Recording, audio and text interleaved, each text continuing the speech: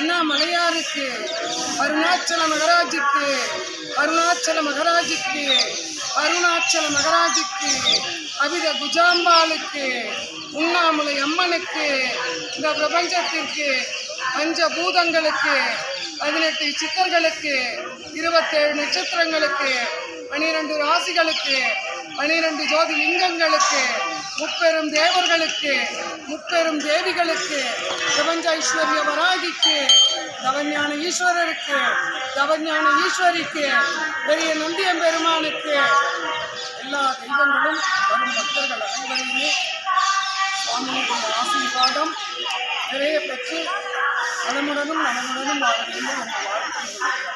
அன்பு தவம்.